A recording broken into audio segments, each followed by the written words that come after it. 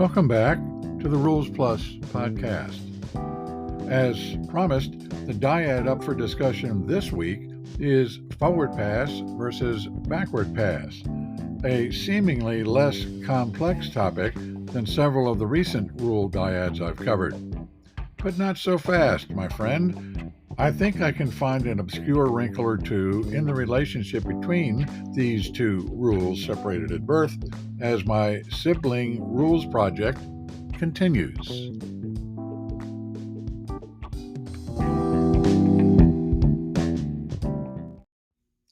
As evidence that there's more here than meets the eye, there is the appetizer play scenario I closed last week's episode with. It's a rather common scenario, in fact, one that haunts the nightmares of referees who don't have the security of instant replay to fall back on. Here's the play. Quarterback A12 is in the grasp of B52 when A12 attempts a last-moment pass to outlet back A24. After the ball leaves A12's hand as he's being spun around, the ball lands several yards behind the yard line from which A12 released the ball. What should the ruling be? Ruling on this play depends crucially, of course, on the definitions of forward pass and of backward pass. So considering this play is the logical place to start in discussing the parallels and distinctions between the two concepts. To be clear, I will consider 9 elements in comparing forward and backward passes. 1. Definitions. 2. When a pass ends. 3. When a loose ball becomes dead. 4. Classification of type of play. 5. Eligibility to touch the ball. 6. When touching becomes illegal. 7. The impact of touching the ball. 8. Potential fouls. And 9. The impact on the game clock. As you'll see, there's a lot to be said about each of these elements, enough to require 2 episodes to cover. So in this episode, I'll cover the first 4 elements, tackling the remaining 5 in next week's episode.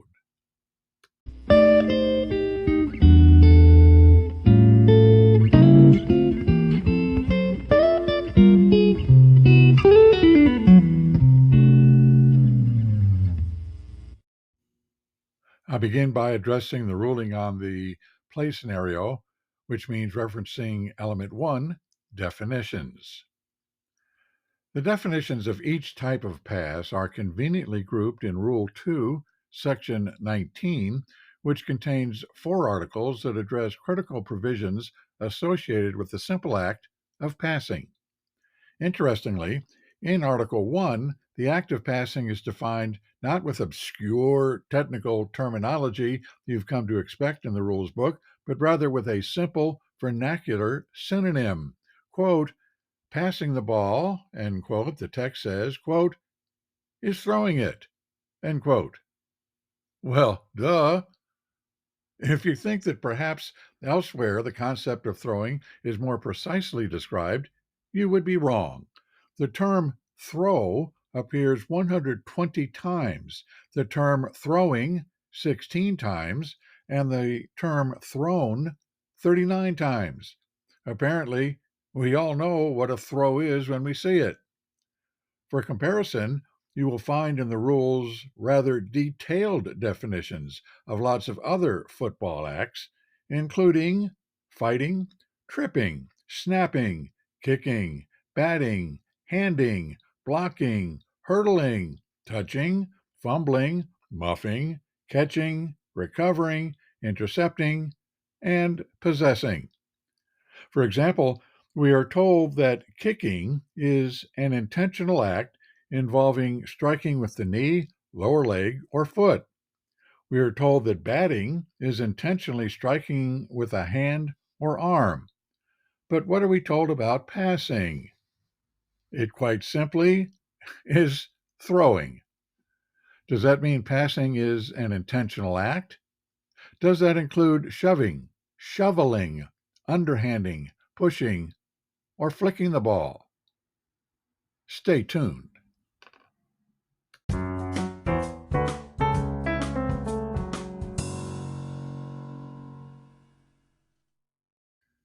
Thankfully, in Article 2, we find the additional helpful information in subsection A that it passes forward depending on where it first strikes the ground, a player, an official, or anything else. If that striking occurs beyond the spot where the ball is released, the pass is forward. If not, it's not. There's also a helpful when in question guideline that says when a pass is thrown in or behind the neutral zone, the default ruling should be the safer ruling of forward pass. To be clear, I added as an editorial comment the reference to safer. The rule book doesn't say this, even if we all know that it's true. In subsection B, thankfully, there is clarification crucial to determining the ruling for the play scenario we're considering. Quote, when a Team A player is holding the ball to pass it forward toward the neutral zone, any intentional forward movement of the passer's hand with the ball firmly in their control starts the forward pass, unless the player clearly starts to bring the ball back with firm control to the passer's body. If a Team B player contacts the passer or the ball after forward movement begins and the ball leaves the passer's hand, a forward pass is ruled regardless of where the ball strikes the ground or a player. End quote. So there it is, explicit mention of intentionality, intended direction, and ball control being factors in determining whether a ball is loose as the result of a forward pass or as the result of a fumble or backward pass. The proper ruling for the play scenario I'm considering is clear: an incomplete forward pass.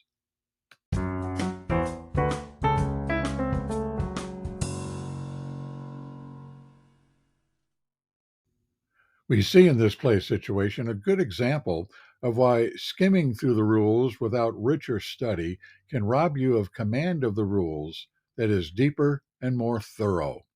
Subsection B is essentially an exception to subsection A, what I call an embedded rather than explicit exception. In a rules book crammed with 141 explicit exceptions, it becomes very easy to overlook embedded exceptions because they don't stand out, failing to draw attention to themselves. We will have reason to return to Articles 3 and 4 of Section 19 when we consider comparison elements 5 and 8. Article 3 addresses determining whether a pass crosses the neutral zone, and Article 4 addresses the concept of catchable forward pass.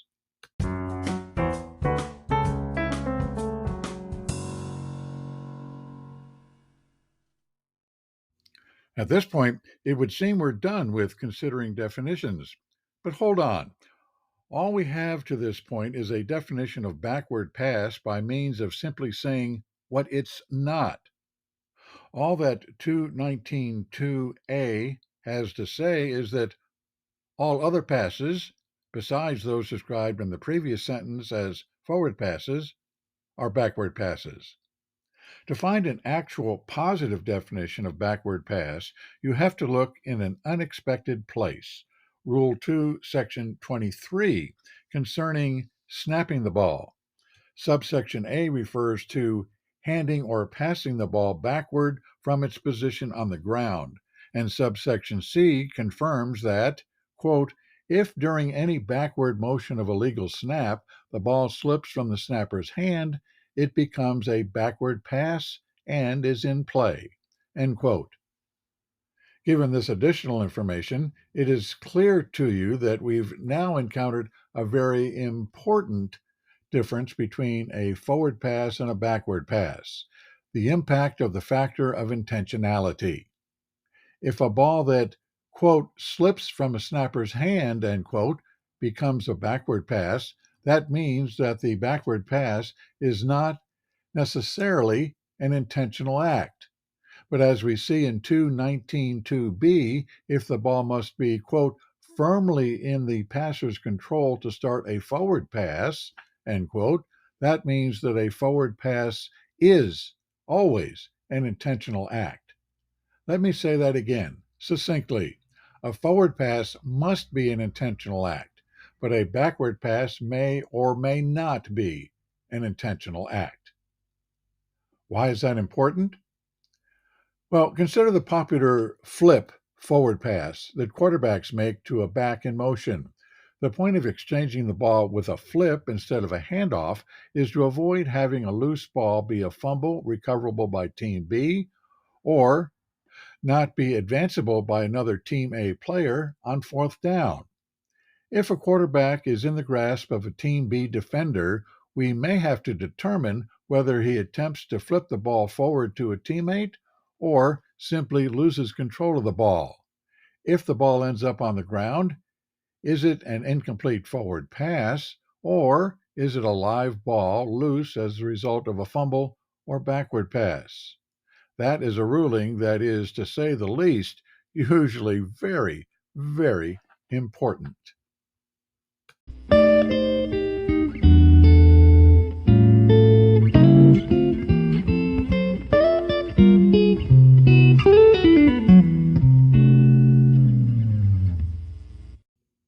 So let's move on to comparison element 2, when a pass ends. When a forward pass is ruled incomplete, a live ball becomes dead. That's in 4-1-3I.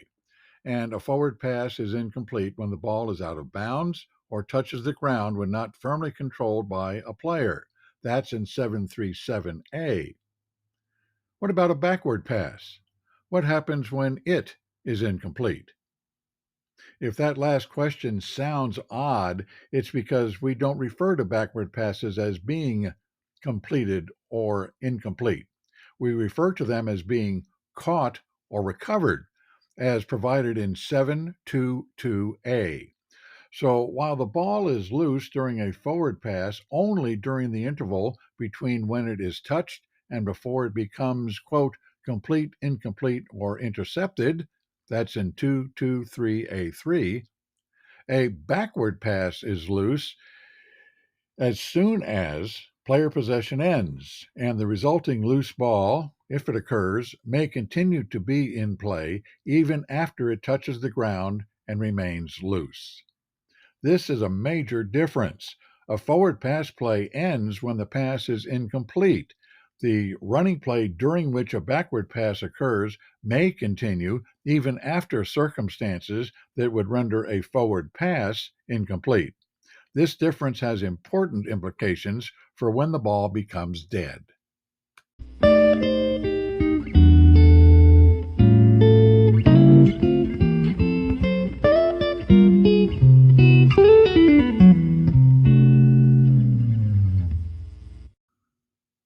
That brings us to comparison element 3, when a loose ball becomes dead.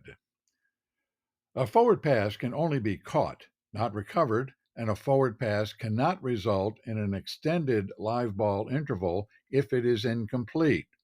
However, a backward pass can and often does result in an extended live ball interval if it is neither caught nor recovered. Let's talk about backward passes. While Rule 2, as we have seen, provides extensive coverage of forward passes, you have to go to Rule 7 for explicit coverage of backward passes.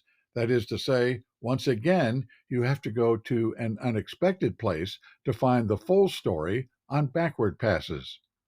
The discussion in Section 2 of Rule 7 lumps together treatment of backward pass and fumble, confirming that the two events are close cousins, largely because both events can lead to an extended live ball interval when the ball remains loose. The events are alike in that, according to Article 1, a ball carrier, quote, may hand or pass the ball backward at any time, except to throw the ball intentionally out of bounds to conserve time, end quote. The events are also alike in that, according to Article 2, the ball, quote, continues in play, end quote, when a fumble or a backward pass is caught or recovered by any inbounds player.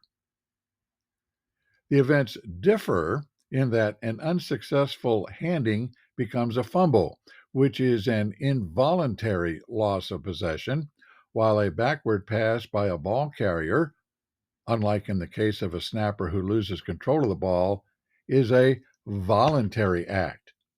The events also differ in that a fumble, by definition, results in a loose ball, yet a backward pass may result in a loose ball or not.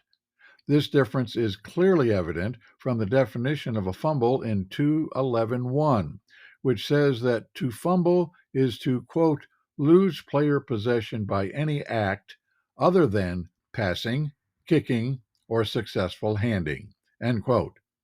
And we've already seen that the definition of a pass, backward or forward, is any act of throwing, where throwing is clearly an intentional act. But there's an interesting wrinkle to acknowledge here. Two rules additions were made necessary to address two trick play situations in which teams manipulated the rules by making a, quote, fumble, end quote, a voluntary act. You will immediately recognize these two situations as one, the so called fumble-rooski, used most infamously by Nebraska in 1984 to score a touchdown against Miami during the Orange Bowl game, and two, the fourth down alleged, quote, fumble, end quote, in 1978 by Ken Stabler, allegedly, quote, recovered, end quote, by Dave Casper to score a winning touchdown for the Oakland Raiders. These two plays are the reasons we have the rule prohibiting the seemingly contradictory act of a, quote, planned loose ball, quote, in 717, and the rule providing that a loose ball from a fumble during fourth down or a try becomes dead when recovered by a teammate of the fumbler in 722. It's worth noting that Rule 724 is similar to 722 in providing that a ball loose from a fumble that goes out of bounds beyond where possession was lost is returned to the spot of the fumble. But that rule is dissimilar in that it applies to any scrimmage play and is invoked regardless of whether the loose ball resulted from an intentional act.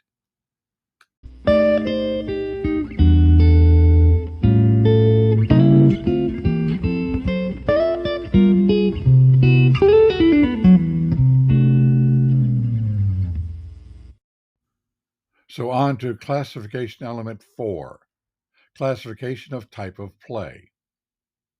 I've spoken at length in previous episodes about the importance of determining penalty enforcement, assigning team possession, and distinguishing between a touchback and a safety by knowing how many and what kind of plays have occurred during a down. It's clear from the discussion of play classification in Rule 2, Section 30, that there are only 4 kinds of plays possible during a down: forward pass play, free kick play, scrimmage kick play, and running play. Notice there is no backward pass play. So where does a backward pass interval during a down belong? By itself, a backward pass, therefore, is not a play. A backward pass begins when player possession ends and the loose ball period continues until the ball is caught or recovered. 3 of the 4 kinds of plays are defined by specific actions: a forward pass, a free kick, or a scrimmage kick. So any live ball intervals that comprise activities besides these 3 are assigned to the catch-all category of a running play, which includes, quote, any live ball action other than that during a free kick play, a scrimmage kick play, or a legal forward pass play, end quote. You'll find that in 2:34a. Further, a running play may include 2, quote, segments, end quote, a run and the interval following a run while the ball is loose. You'll find that in 2:34b. Finally, if a ball carrier loses possession by a fumble, backward pass, or illegal forward pass, the spot where the run segment ends is the yard line where the ball carrier loses possession. That's in 2:30:4C, and, quote, a new running play begins when a player gains or regains possession, end quote. That site is 2:34D. To summarize, a forward pass play is the interval between the snap and when there is an outcome of a completion, incompletion, or interception. A backward pass comprises an interval during a running play between the loss of player possession and an outcome of a catch or recovery. Notice that an illegal forward pass also comprises an interval during a running play. It, too, is not itself a type of play.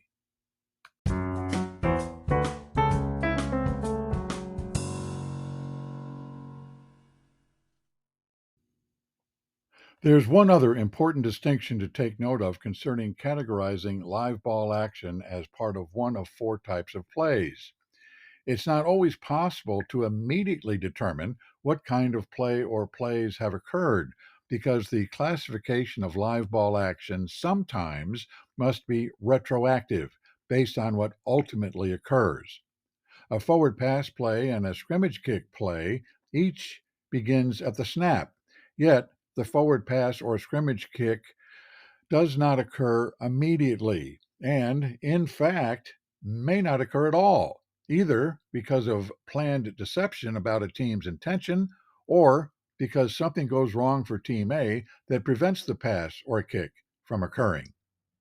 This distinction is important because we may be fooled in classifying a play based on a team's intention rather than on a play's outcome. When the quarterback is sacked or decides to run instead of pass, the play looks like a forward pass play at the start, but then turns into a running play. Or when a punter muffs the snap and illegally kicks or runs or passes, the play looks like a scrimmage kick play at the start, but then turns into a running play. If we classify a play incorrectly, we may erroneously assign a foul or enforce a penalty improperly. Here are three illustrative examples. Example 1. If we expect a forward pass play, we may initially believe that linemen are illegally downfield, and we may then fail to pick up a flag when the action turns into a running play. Example 2. Or if we expect a scrimmage kick play, we may initially believe that someone has illegally blocked below the waist and failed to pick up a flag when the action turns into a running play. And example 3, if Team B holds a Team A gunner immediately after the snap and before the punter has actually kicked the ball, we may enforce the penalty by using PSK provisions instead of from the previous spot.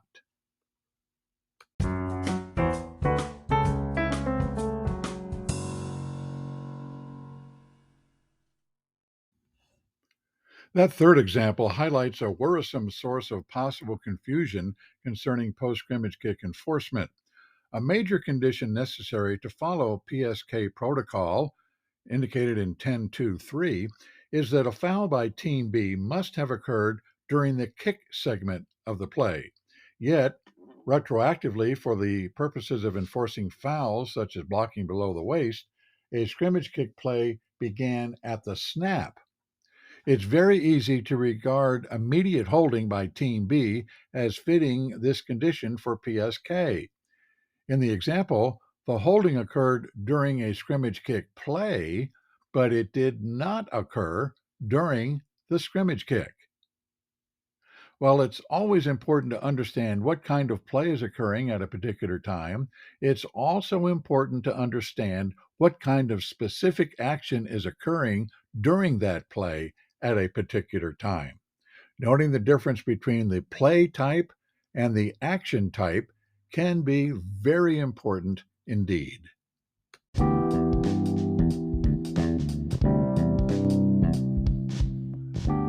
Okay, here's where we pause until next week to finish the remaining 5 elements for this dyad. That's 4 elements down and 5 to go in characterizing the similarities and differences between forward and backward passes. Come back next week for coverage of eligibility to touch the ball, how and when touching becomes illegal, the impact of legal and illegal touching, potential fouls that can occur, and the impact on starting and stopping the game clock. Remember, I'm a member of the Austin Football Officials Association. If you'd like to learn more about us, contact us. You can email us at recruiting@afoa.ws, visit our website at www.austinfootballofficials.org, or call us at 512-298-2987. Till next time, have a great week.